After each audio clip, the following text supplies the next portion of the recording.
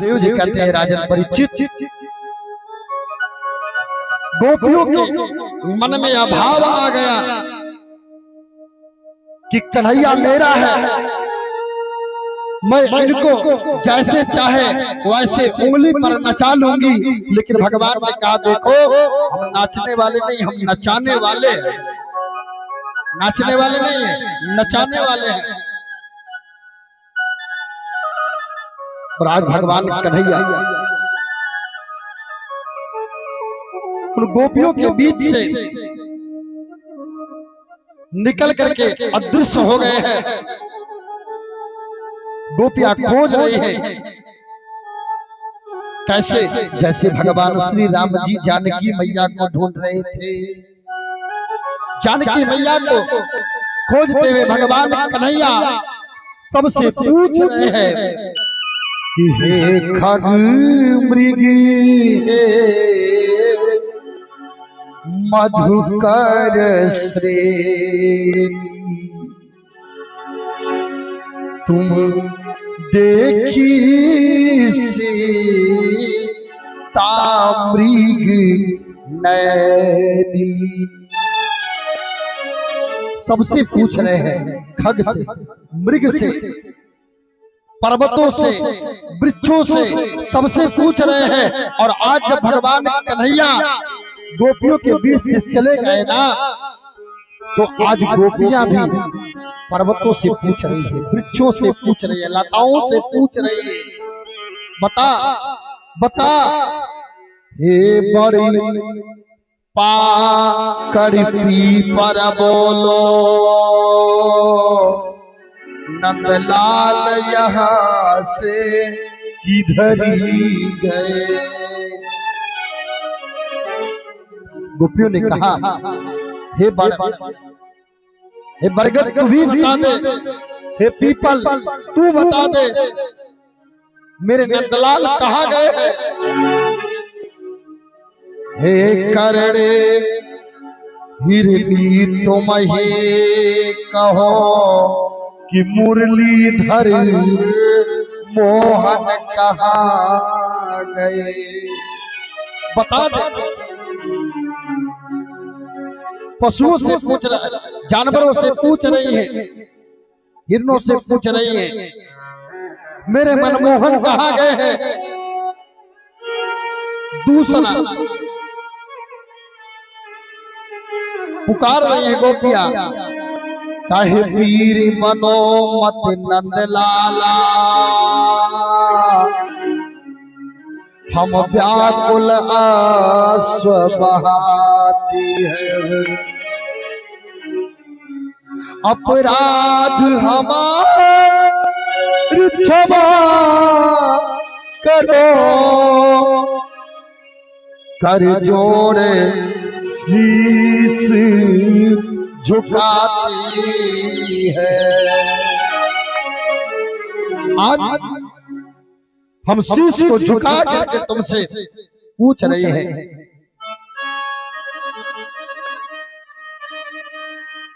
नहीं मिले काहे नाथ।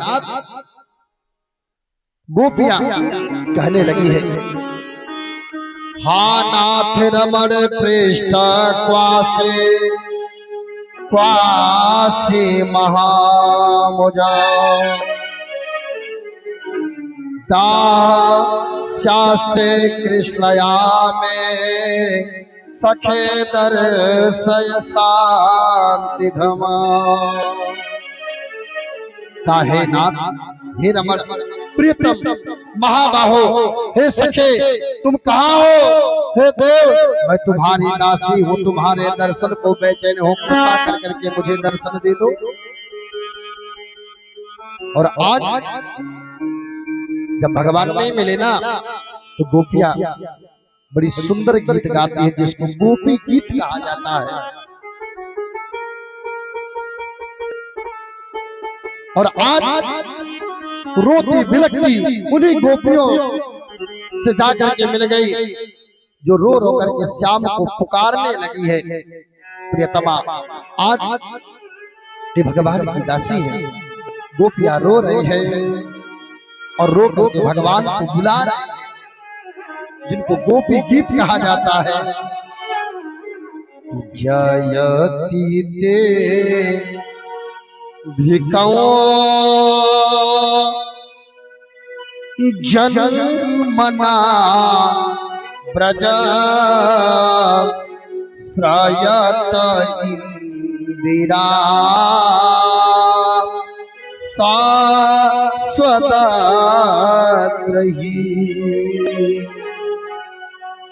दयते दृश्यता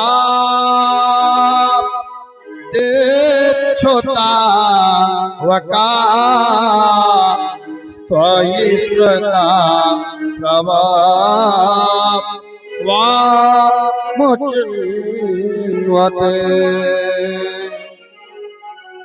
शरद दासये साधुजा तसा सरसे जो दरा श्री मोसादृशा सूरतना थते सो कदा सिका वरदने न तो नेह बदा नेह बदा। सखिया भगवान को आज रो रो करके पुकार रही है, करो पुकार से गोविंद आ जाओ। हे नाथ, हे वीर, तुम्हारा अधरामृत जो है सुख को बढ़ाने वाला है, का आपका मिलन हमारे दुख को दूर करने वाला है। और आज सखिया बोल पड़ते हैं, गोविंद चले आओ, गोपाल चले आओ। हे गोविंद चले आओ, गोपाल मेरे चले आओ। और आज गोपियों की विरह वेदनाओं को सुन करके भगवान कन्हैया आज सबन गोपियों के बीच में आ जाते हैं। बोल सच्चिदानंद भगवान की जय हो। इस प्रकार भगवान कन्हैया आज गोपियों की विरह प्रलाप सुन करके प्रागट हो गए। गोपियों ने अपनी ओढ़नी बिछा करके आज गोविंद को बिठा करके उनसे पूछने, हे प्रभु, हे गोविंद, कुछ लोग ऐसे होते हैं कि प्रेम करने वाले से प्रेम करते हैं, कुछ प्रेम न करने वाले से प्रेम करते हैं, कुछ प्रेम करते हुए प्रेम करते हैं, पर आप हमसे कौन सा प्रेम करते हो? भगवान बोले, गोपियों, ये प्रेम चार प्रकार के होते हैं। एक जो अपने से ही प्रेम करते हैं, उनकी दृष्टि में द्वैत भासता नहीं है। का दूसरा कौन है भैया? कावे जिन्हें द्वैत तो भासता है, परंतु प्रेम करने की प्रकृति रहित होता है। का तीसरा का ऐसे व्यक्ति जो जानते ही नहीं कि हमसे कौन प्रेम करता है, वो कौन है? अकृतज्ञ है। अमाने नहीं का जो अकृतज्ञ है, जो जानता ही नहीं है। का चौथा ऐसा व्यक्ति है जो जानबूझ करके भी अपना हित करने वाले माता पिता गुरु आदि से प्रेम नहीं करते, द्रोह करते हैं, जो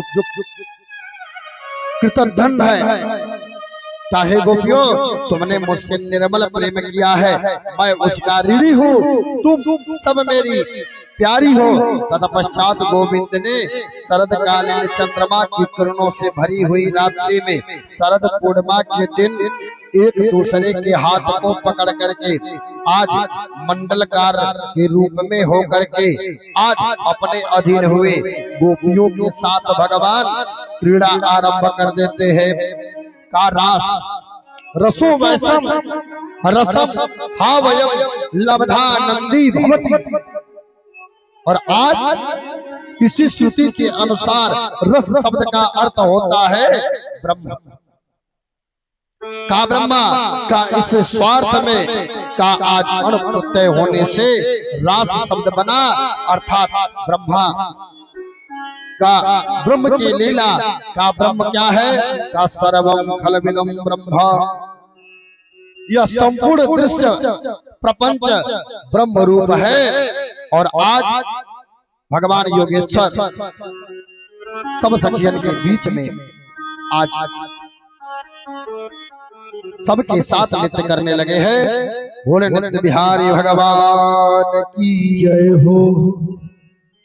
रास मंडल में असंख्य गोपियों के साथ भगवान कृष्ण ने नृत्य करे और गोपियों की निपुणों के ध्वन से वातावरण को जोशा, पसीने की बूंद माथे से झलकने लगी। आज करोड़ों करोड़ों पुण्य बिखरने लगे हैं। भगवान जैसे बच्चे अपनी परछाई को खेलते रहे। बोले सच्चिदानंद भगवान की जय हो।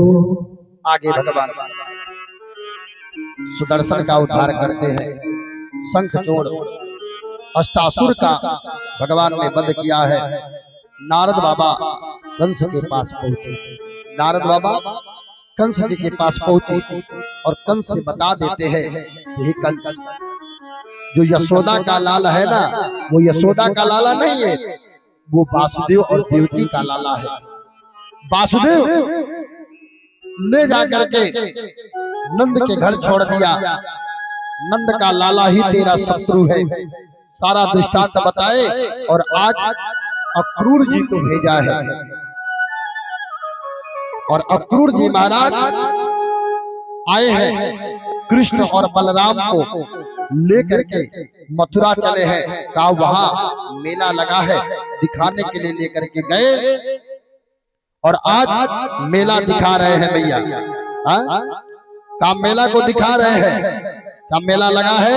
अक्रूर जी महाराज लेकर के चले गए। आगे यमुना मैया की पावन तट पर अक्रूर जी महाराज जो है स्नान के जब जल के भीतर गए हैं, भगवान कन्हैया का दिव्य दर्शन करते हैं। बोले सावरे सरकार की। आगे भगवान चले। गोपियों ने रोका था। गोपियों से भगवान ने कहा कि हम परसों आ जाएंगे। आगे भगवान पहुंचे। धोबी मिला है जो कपड़ा धोता है।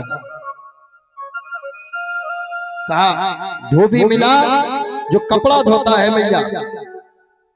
धोने का काम करता है।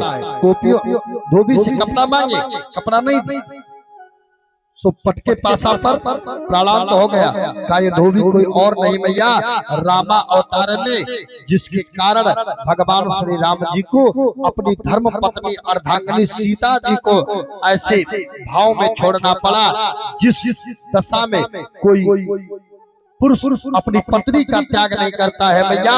आज माँ को गर्भावस्था में भगवान ने त्यागा है। आज वही धोबी था और भगवान ने पासा पर पटका और उसका प्राणांत हो गया है। आगे भगवान दर्जी के पास पहुंचे। अपना फिटिंग अब कुर्ता हमार के उठेनी तो बेचारा अब कहीं वो हर नीचे लटकत है, कहीं झुल्ली लटकत है ना। भगवान ने कहा थोड़ा सेटिंग करा लिया जा। गए कपड़ा सब सिद्ध करा लिया दर्जी के पास। और दर्जी को भगवान ने आशीर्वाद दिया कि आगे कलयुग में कलयुग में आप लोगों की बोलबाला रहेगी। प्रत्यक्ष गवाहकार बैठल है। अब हम बताई ना, बड़ी बेइज्जती हो जाएगी। माता जी हमारे बड़े भैया आदरणीय हैं। एक दिन कपारे हाथ डालन कनक कहो इतना इतना कैसे हम करी यही तरह हम लिया के फेंक देई ना सियत रहे मामा। 2 ठे 4 ठे 10 ठे जरूर फेंकल रहला सिया। और हमारा एक सिद्धांत है भैया, कुर्ता 2 से 4 बार, चौथी बार के बाद 5वीं बार हट जाला। शशांक भैया के कई बार बैठा ने हमने बैठा दानिश क्लॉथ स्टोर में आई, बेचारे का कटवा के 2-4 दस्ट हम खुद कटवा दे हमसे। बोले सच्चिदानंद भगवान। एक दिन दर्जी से अपने दोनों भाई पूछल गल और रेटवा कहे बढ़ा देता, लेकिन हमके ना मालूम रहा माता जी। वो तो बाद में जब भगवान की कथा हम सुनाने लगे तब पता लगा कि भगवान कन्हैया ने आशीर्वाद दिया था कि बाबू जितनी का कपड़ा ना रही उसे दूना कलयुग में तो के सियाई। बोल एक बार जोरदार ताली बजनी चाहिए। दर्जियों को आशीर्वाद दिए, क्यों? क्योंकि उन्होंने भगवान के कपड़ा को नाप बनाया है, सिल करके दिया। इसलिए भगवान ने दर्जी को आशीर्वाद दिया कि तुम 50 रुपया का कपड़ा लेकर के जाओगे पर 100 रुपया सिलाई है। हाँ, 100 रुपया सिलाई। माता जी लोग बैठल है, कब कब कहे तन 200 रुपया देवा का होई। ना एक रहल कपड़ा दे सिए के और ना उनके घर वाला लड़कियां सिए। अब कपड़ा 100 रुपया का 200 रुपया सिलाई। आशीर्वाद भगवान ने दिया है। आगे भगवान चले, राम अवतार में भगवान ने धनुष को खंडित किया था, कृष्णा अवतार में भी भगवान ने धनुष तोड़ा है। और आज जब मकसाला पर लोगों ने प्रहार करना प्रारंभ किया तो दोनों भाई खंडित धनुष को लेकर के प्रहार करने लगे। धनुष भंग हुआ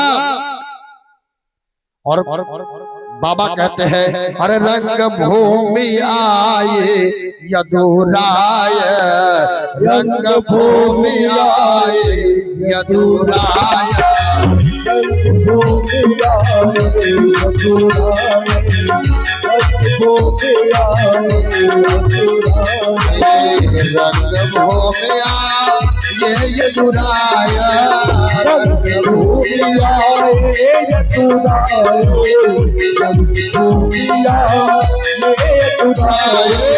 शक्र धनुष में तोड़ गिराया, शक्र धनुष में तोड़ गिराया, शक्र धनुष में तोड़ गिराया।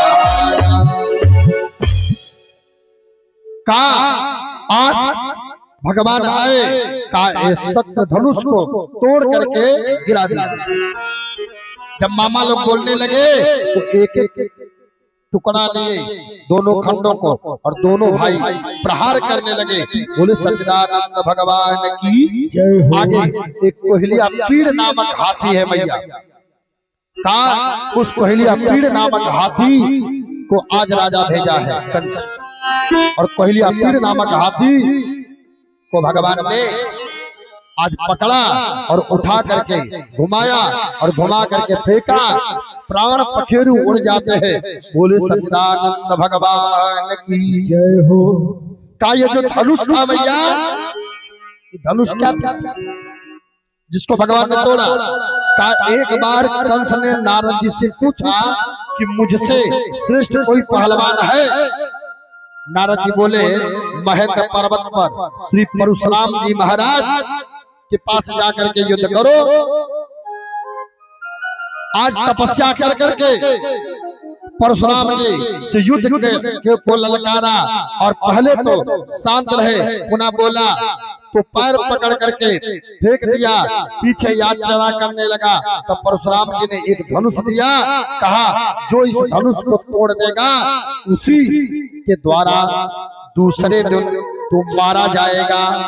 बाबा कंस को अब चिंता सताने लगी, चिंता सताने लगी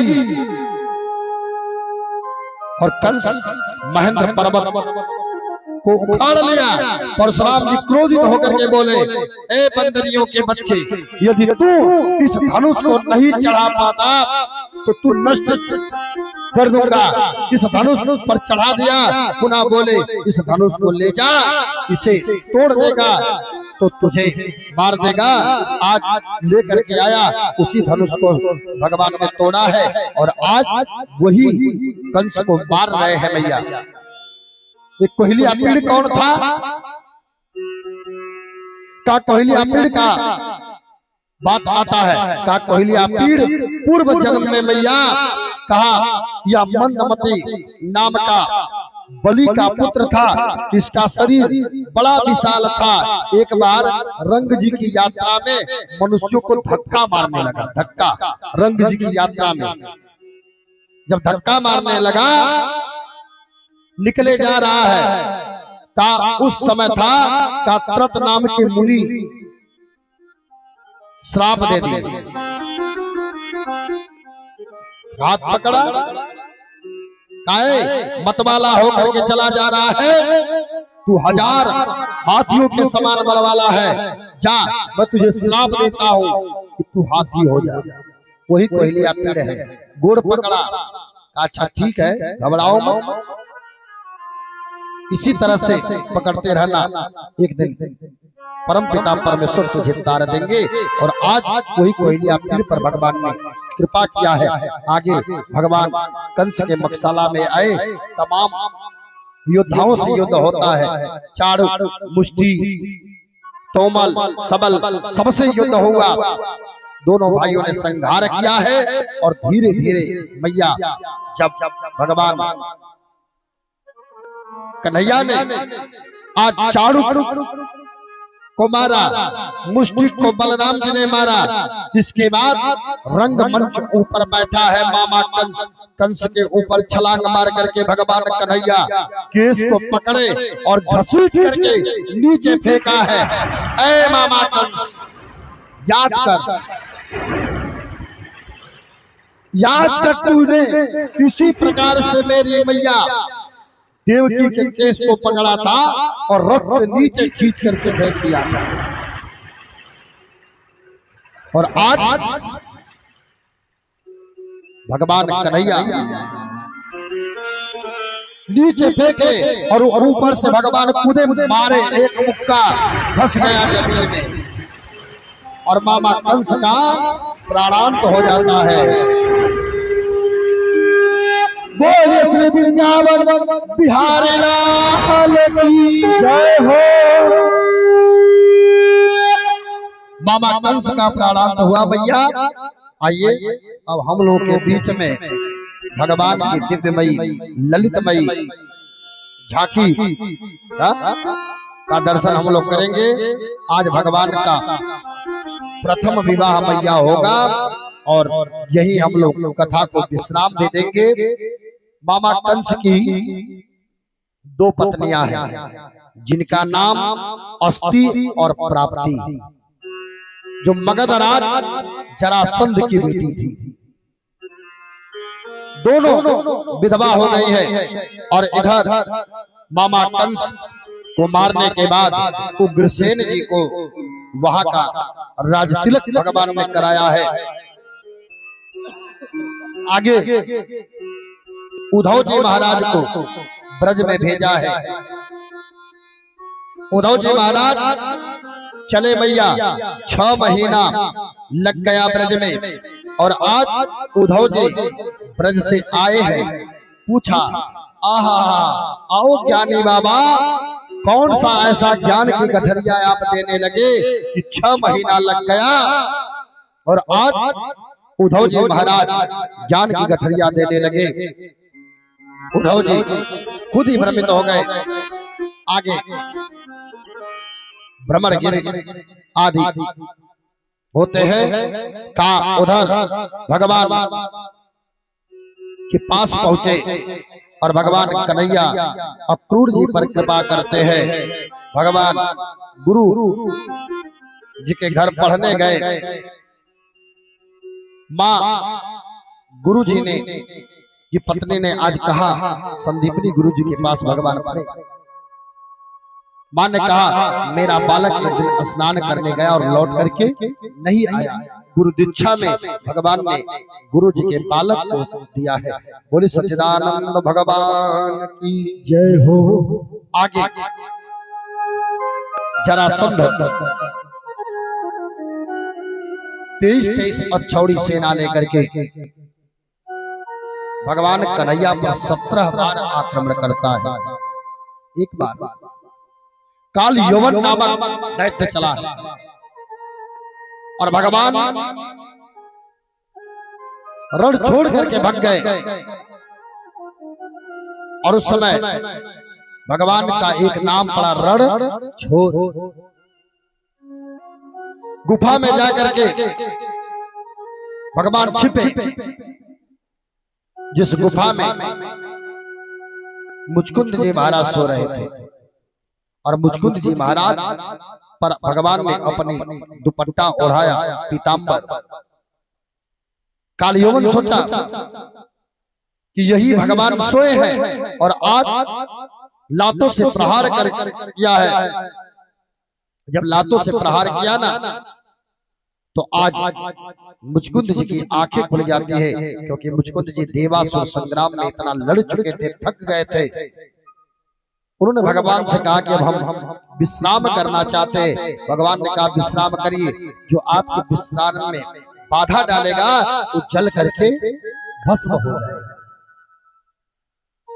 और आज जल करके कालयवन भस्म हो जाता है। बोले सच्चिदानंद भगवान की जय। कालयवन जल करके भस्म हो गया। का कालयवन कौन था मैया? का एक समय यादवों की सभा में महर्षि गार्ग आए और उनके साले ने उनको नपुंसक कह दिया। इस पर सारे यदुवंशी जोर से हंस पड़े। गार्ग ने आज क्रुद्ध होकर के का दक्षिण समुद्र तट पर सारे यादवों को भय देने की कामना से 12 वर्ष तक तपस्या की। और अंत में शंकर जी ने तथास्तु कह दिया। काल यौवन के भस्म हो जाने पर श्याम सुंदर ने मथुरा में आकर के काल यौवन की सेना का संहार किया। उसी समय 23 अक्षौड़ी सेना लेकर के पुनः जरासंध आया है और अब की बार आगे आगे ब्राह्मणों को लेकर के चल रहा है। भगवान पयोवर्षण नामक पर्वत पर चढ़े हैं। का पयोवर्षण नामक पर्वत पर भगवान चढ़े, चारों तरफ से घेरवा लिया और नीचे से पयोवर्षण पर आग लगा देता है। पयोवर्षण पर्वत में आग लगाया और भगवान धीरे से पयोवर्षण की ऊंची टीलाओं से कूदे और कोई देख नहीं पाया। और आने के बाद भगवान जो द्वारकापुरी का निर्माण किए थे, भगवान उस द्वारकापुरी में प्रवेश कर जाते हैं। बोले सच्चिदानंद भगवान की। और इधर जरासंध सोचा कि अब जल करके दोनों भाई भस्म हो गए हैं। आगे भगवान का विवाह का प्रसंग आता है मैया। और आज काहे राजा परीक्षित श्री बलदेव जी का विवाह तो अनर्थ देश के राजा ककुतमी की पुत्री आज रेवती जी से हुआ, जिनका वर्णन मैंने तुमसे 9वें स्कंद में ही सुना दिया है। का अब भगवान कन्हैया के विवाह की बात आती है। राजा परीक्षित जी ने हाथ जोड़ करके पूछा कि हे सुखदेव जी, हमने सुना है कि भगवान का जो प्रथम विवाह हुआ है वो राक्षसी प्रवृत्ति से हुआ। कहा तुमने सत्य सुना है। मेरे भगवान कन्हैया का प्रथम विवाह जो है राक्षसी प्रवृत्ति से हुआ है। का सत्य सुने हो। भगवान कन्हैया रुक्मिणी को द्वारका ले जाकर के विवाह किया था। साक्षात में रुक्मिणी जी मां लक्ष्मी की अवतार थी। काहे प्रभु भगवान श्री कृष्ण मगध राज शिशुपाल साल राजाओं को जीत करके कैसे आज रुक्मिणी मैया से विवाह किया। काहे राजन, मैं रुक्मिणी मैया के विवाह की बात तुमसे बता रहा हूं। सगाई तो शिशुपाल के साथ हुआ, पर विवाह भगवान कन्हैया के साथ हो रहा है। भगवान कन्हैया के साथ हो रहा है। का सगाई शिशुपाल जी के साथ हुआ, कन्हैया मैया के साथ हुआ। बता रहे हैं कि रुक्मिणी 5 भाई हैं। रुक्मकेशी, रुक्माली, रुक्मबाहु, 5 भाई हैं और एक बहन है जिनका नाम है रुक्मिणी। बोले सच्चिदानंद भगवान की जय हो। रुक्मिणी जी भगवान कन्हैया से प्रेम करते थे और आज एक पत्र देती है ब्राह्मण को। ब्राह्मण देवता लेकर के चले हैं। पत्र में मैया ने सब कुछ लिखा है। आइए ब्राह्मण देवता पहुंचे। ब्राह्मण देवता पहुंचे हैं, भगवान को पत्र दिया है। भगवान ने सेवा किया, अतिथि गृह में बैठाया, जलपान कराया है, चरणों को धोया है, चरण भगवान ने दबाया है ब्राह्मण देवता का। और आज ब्राह्मण देवता का चरण दबा करके तब पूछते हैं भगवान आपका जो जप तप अनुष्ठान है सब अच्छा चल रहा है? कहा हाँ। कोई गड़बड़ी? कहा कुछ नहीं। कहा नाथ प्रयोजन क्या है आपके आने का? ब्राह्मण देवता ने कहा नाथ ये विदर्भ देश की अधिपति भीष्मक जी की बेटी रुक्मिणी जी ने पत्र दिया है आपको। भगवान कन्हैया ने कहा तो पढ़ करके सुना दो। कहा सब लोग बैठे हैं, कैसे पढ़ करके सुनाए?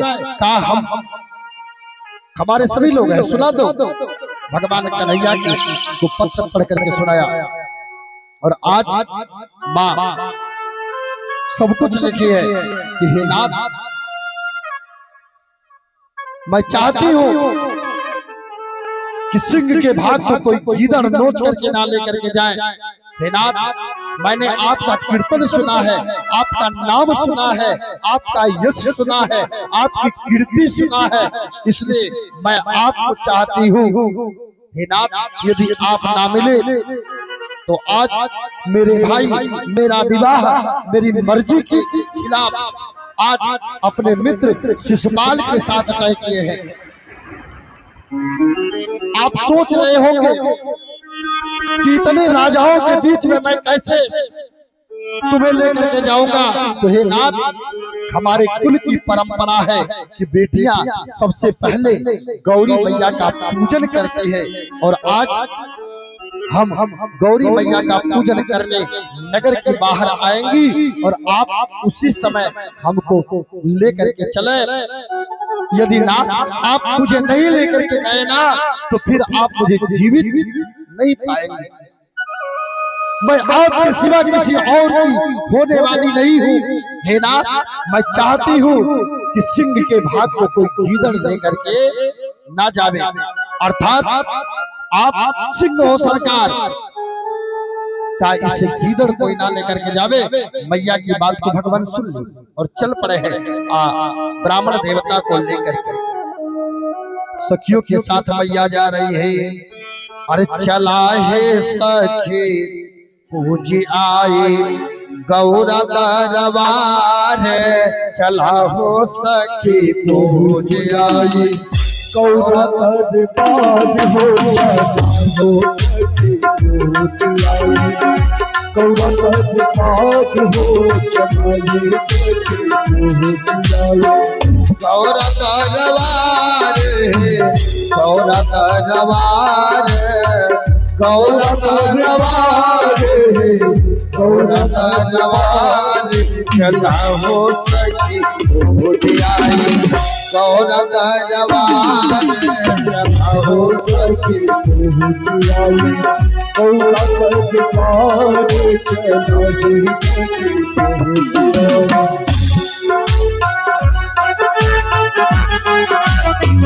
श्री राधे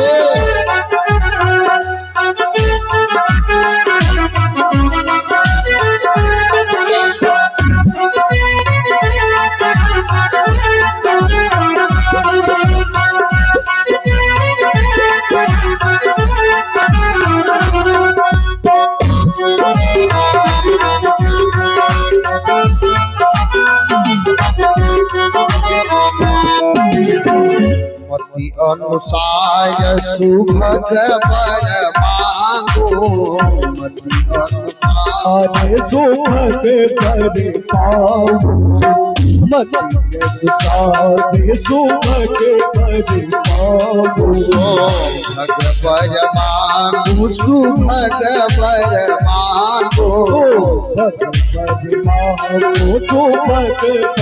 मांगो रुक्मिणी जी के साबा रुक्मिणी जी के साबा बोल जय जयकार चलाओ गौरा दरबार चलाओ सखी गौरा दरबार चलाओ सखी गौरा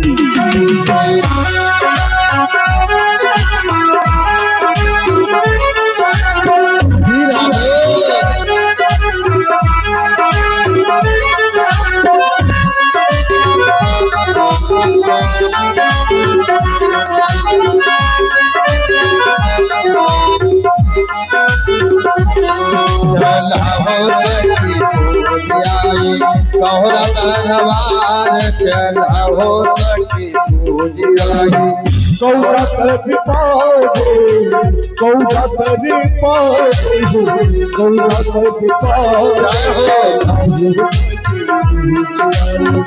गौरा दरबार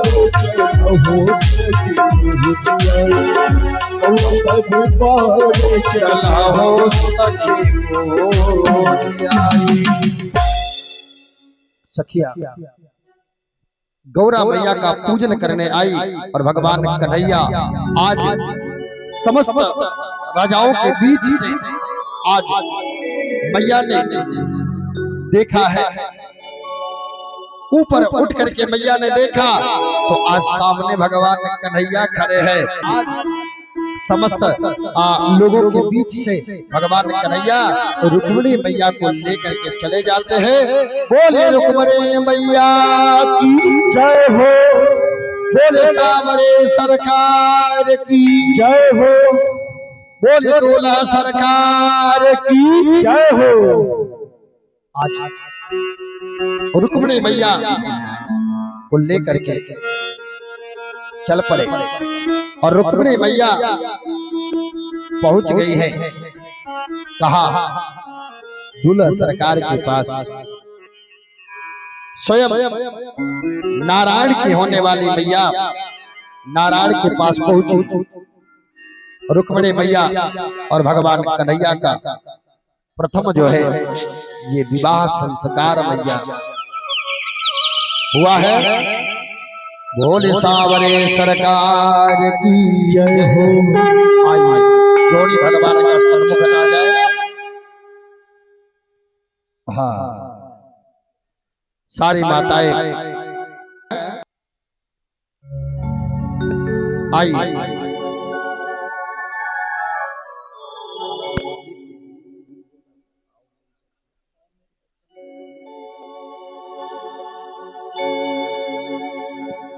अब हो मेरी सखिया मुझे मेहंदी लगा दो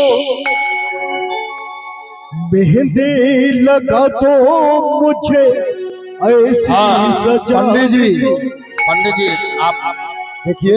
हाँ मुझे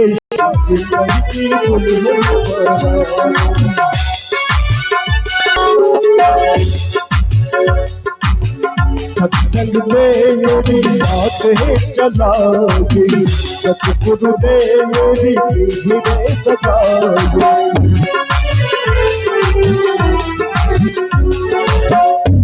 सत्संग में मेरी बातें चला दी, सतगुरु ने मेरी पीढ़ी सदा बुला के हमने बातों करा दो, बुला के हमली बात करा दो, मुझे मुझे सुंदर की उल्लू बता दो।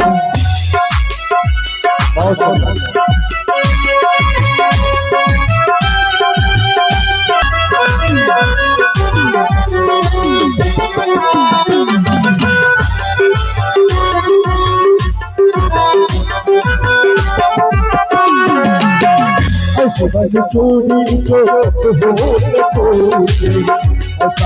दूल्हा को हो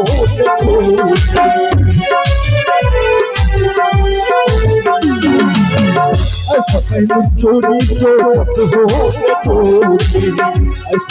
दूल्हा को हो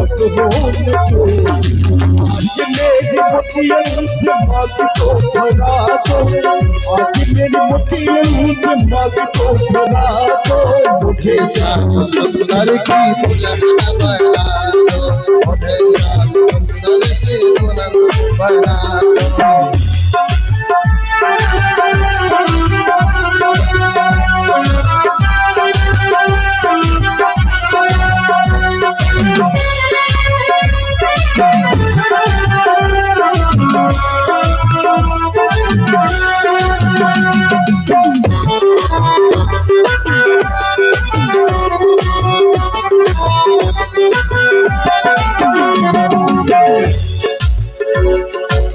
सतगुरु ने मेरी बातें चला दी, सतगुरु ने मेरी पीढ़ी सका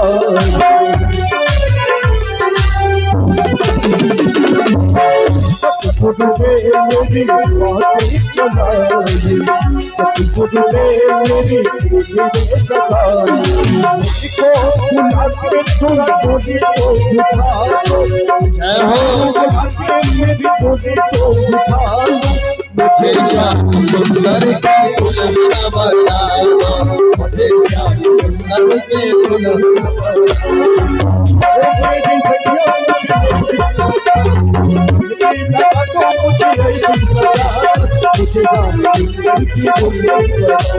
मुझे